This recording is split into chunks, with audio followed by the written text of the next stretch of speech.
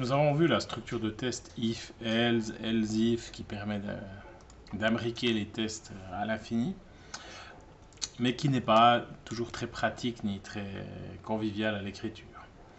PHP est doté d'une méthode switch qui permet d'évaluer une variable et de renvoyer un résultat différent selon sa valeur. Si je fais un exemple ici avec switch, je vais faire une variable test, là, comme ceci, la syntaxe du switch. Donc c'est switch, le nom de la variable qu'on veut tester, les accolades. Et à l'intérieur de ces accolades, on va y dire case et la valeur possible de la variable. C'est-à-dire, si ma variable vaut 0, je vais lui faire, par exemple, un echo test est égal à 0. Et puis, en termes de ma ligne, je vais faire un break pour dire, voilà, maintenant je quitte la fonction switch. Essayons avec le case 1. Voilà, si ma variable est à 1, ben, je vais tout simplement copier tout ce que j'ai là, parce que c'est quasiment la même chose. Là, case test est égal à 1. Voilà. Donc, essayons. Juste ça. Voilà. Définir de variable test. Ah oui, peut-être qu'il faut que je définisse ma variable. Test égale 0 dans un premier état. Cas. Voilà, alors ici j'ai un petit problème d'encodage UTF-8. Ce problème peut être résolu en allant dans File, Properties, Ressources. Ici vous avez l'encodage. Donc il ne faut pas laisser le CP1252, dire Other et aller chercher l'UTF-8. Apply and Close. Si on enregistre le fichier, il faut peut-être faire une modification pour qu'on puisse l'enregistrer. Non, ça ne va pas l'air. Voilà. Ben, c'est tout bon. C'est possible que vous ayez les caractères qui aient été transformés. Dans ce cas, remettez vos caractères justes.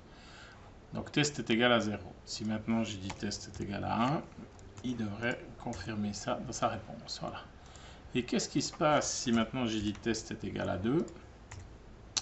Il ne se passe rien. Mais j'aurais pu, avec la fonction switch, aller définir un cas par défaut. Donc ici, je pourrais dire default, deux points,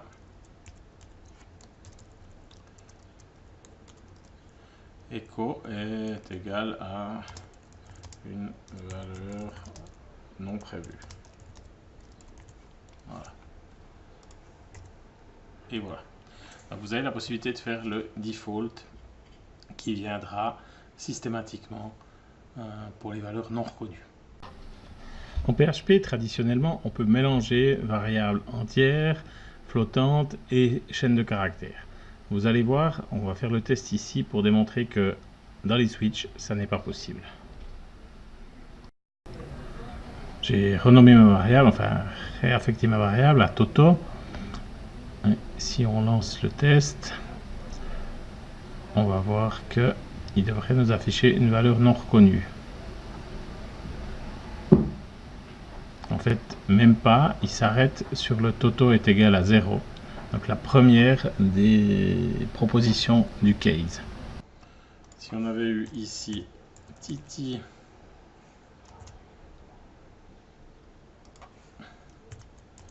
et Tata, là c'est tout des chaînes de caractères. Là, cette fois-ci, ça marche. Mais on ne peut pas mélanger dans un switch chaîne de caractères et en valeur entière. Attention au break. Le break est important. Si j'enlève le break ici, puis je vais un tout petit peu corriger mon test. Ici, c'était Titi, et puis là, c'était Tata. Voilà. Et que là, le break n'a pas eu d'incidence. Ça n'a pas changé. Mais maintenant, si je dis ici que mon test est égal à Titi, vous voyez que dans mon résultat, j'ai test est égal à Titi, test est égal à Tata.